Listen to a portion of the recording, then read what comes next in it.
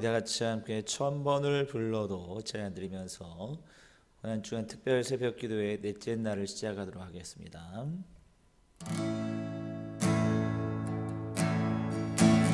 천 번을 불러봐도 내 눈에 눈물이 멈추지 않는 것은 십자가의 그 사랑, 나를 살리려 주신 그 십자가, 모든 물과 피 나의 더러운 죄 씻으셨네. 나를 향한 그 사랑, 생명을 내어주사 영원한 생명을 내게 주심을 감사해. 천번을 불러도 내 눈에는 눈물이 멈추지 않는 것은 십자가의 그 사랑, 나를 살리려 나를 보자 버리신, 나를 사랑하신 분, 그분이 예수여.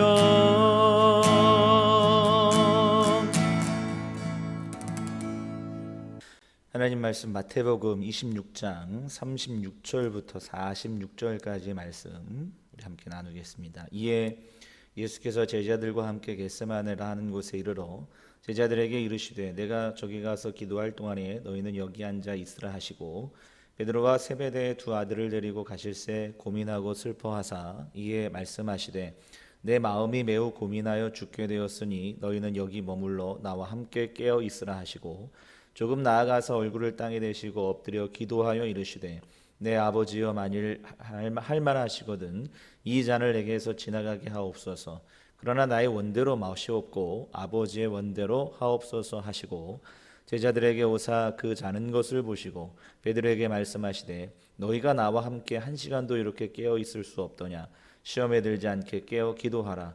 마음에는 원이로되 육신이 약하도다 하시고, 다시 두 번째 나아가 기도하여 이르시되 내 아버지여, 만일 내가 마시지 않고는 이 잔이 내게서 지나갈 수 없거든 아버지의 원대로 되기를 원하나이다 하시고, 다시 오사 보신즉 그들이 자니 이는 그들의 눈이 피곤함이로라. 또 그들을 두시고 나아가 세 번째 같은 말씀으로 기도하신 후 이에 제자들에게 오사 이르시되 이제는 자고 쉬라. 보라, 때가 가까이 왔으니 인자가 죄인의 손에 팔리느니라. 일어나라, 함께 가자. 보라, 나를 파는 자가 가까이 왔느니라. 아멘. 고난 주간 특별 새벽 기도의 넷째 날을 맞이하였습니다. 오늘은 나의 원대로 마시고라는 제목으로 우리 함께 하나님의 말씀 나누도록 하겠습니다. 가룟 유다가 예수님의 머리에 향유를 부은 그 한 여인의 그 사건으로 인해서 예수님을 이제 팔기로, 제사장들에게 팔기로, 그때부터 팔기로 작정하였다. 그래서 은 30세겔에 결국 예수님을 팔아 넘기는 일들이 벌어집니다. 그리고 주님께서는 그 이후에 제자들과 함께 유월절 식사, 우리가 흔히 말하는 최후의 만찬, 마지막 만찬이라고 하는 그 만찬을 통해서 예수님 마지막 제자들과 함께 식사를 하시고요. 그리고 나서 오늘 본문은 주님께서 겟세마네, 감람산에 있는 그 겟세마네 동산이라는 곳에서 땀방울이 핏방울이 되도록 기도하시는 그 기도의 장면이 오늘 본문에, 우리 흔히 겟세마네의 기도라고 하는 그 기도의 내용이 오늘 본문을 통해서 등장하고 있는 것을 볼 수가 있습니다. 주님께서 오늘 본문에 보시면 기도하러 가신 이유가 여기 38절이죠. 이에 말씀하시되 내 마음이 매우 고민하여 죽게 되었으니, 이렇게 말씀하고 있어요. 예수님조차도 어떻게 보면 십자가를 지시는 것이 굉장히 커다란 부담이었고 또 고민이 되었던 그런 문제였던 것 같아요.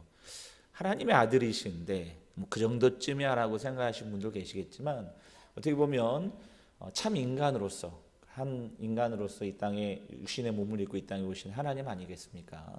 그 주님께서도 육신의 고통인 그 십자가를 지시는 것에 대해서 매우 고민하고 슬퍼하셨다라는 것을 우리가 본문을 통해서 볼 수 있습니다.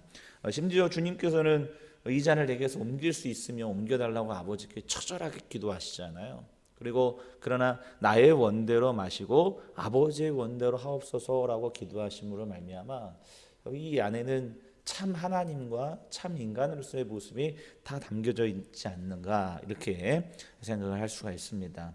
어쨌든 주님께서는 본인의 마음에 괴로워서 십자가를 지시는 것에 대한 괴로움 때문에 오늘 겟세마네 기도에 동산에 가서 기도하셨다 이렇게 얘기하지만 그러나 주님께서 겟세마네 기도의 동산에서 그렇게 처절하게 기도하신 이유는 십자가의 고통뿐만이었던 것만은 아닌 것 같아요.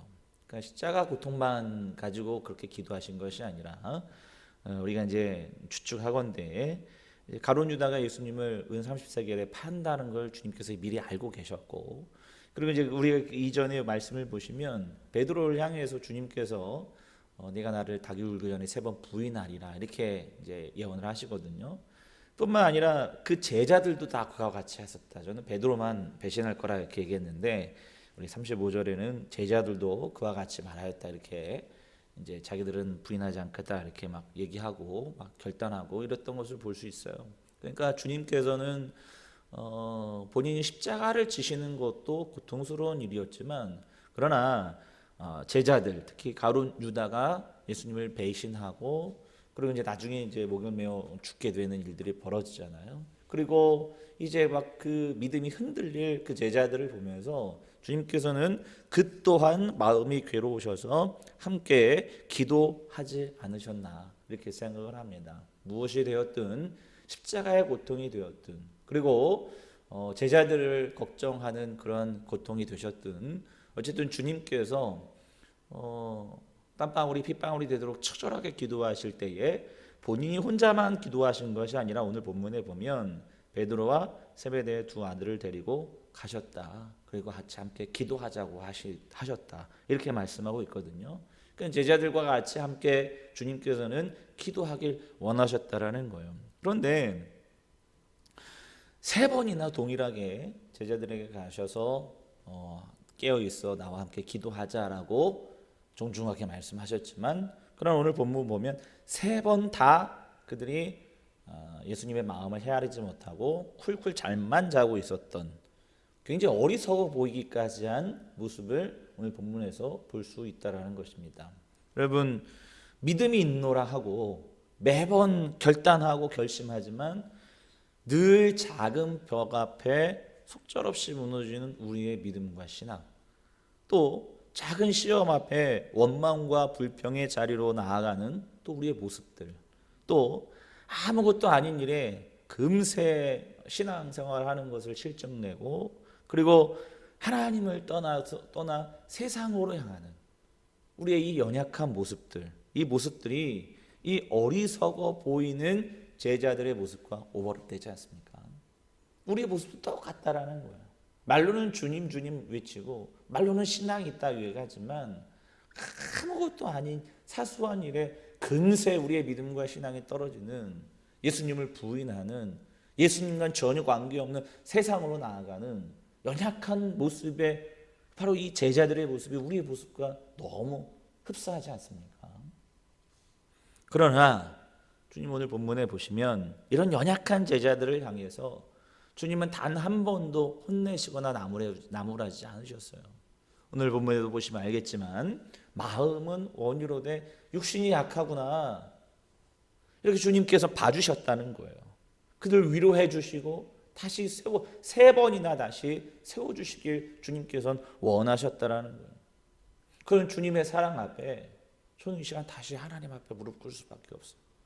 뿐만 아니라 여러분 아까도 얘기했지만 3번이나 주님을 저주하며 부인할 것을 이미 알고 계셨던 그 주님, 그 베드로의 모습. 그러나 주님께서는 그 베드로를 향해서 뭐라고 말씀하십니까? 원래 시몬이었잖아요. 시몬, 이름이 시몬. 그런데 그 시몬을 향해서 너는 장차 게바라 부르리라.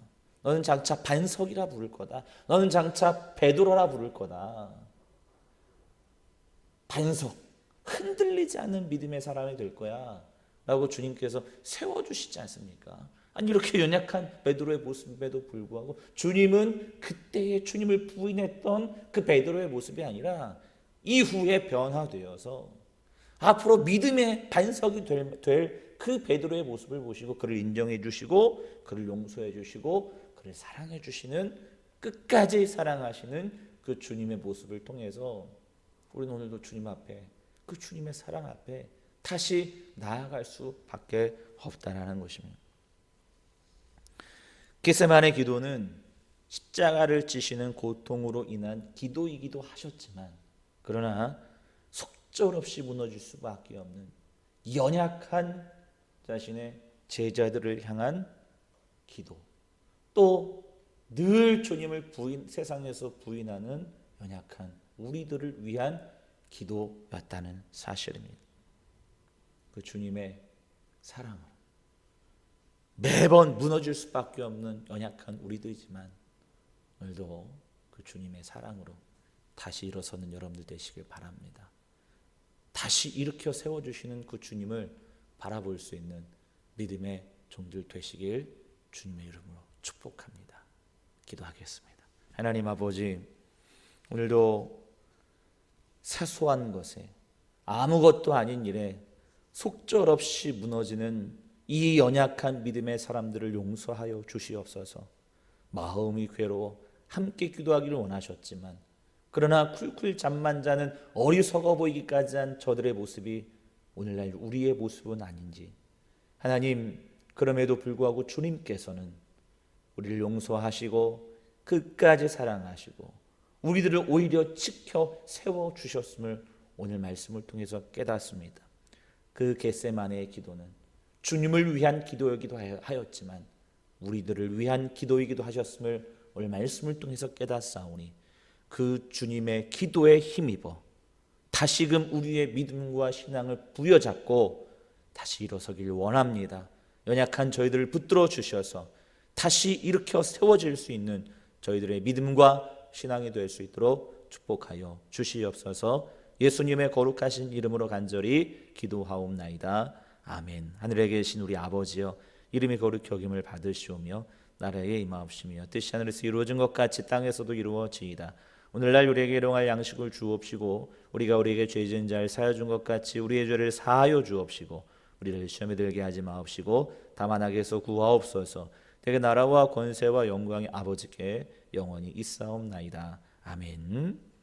우리 시간 같이 함께 기도하기를 원합니다. 주님의 겟세마네 기도는 주님의 자신을 위한 기도이기도 하셨지만 속절없이 무너지는 그 연약한 믿음의 사람인 우리들을 위한 기도이기도 하셨습니다.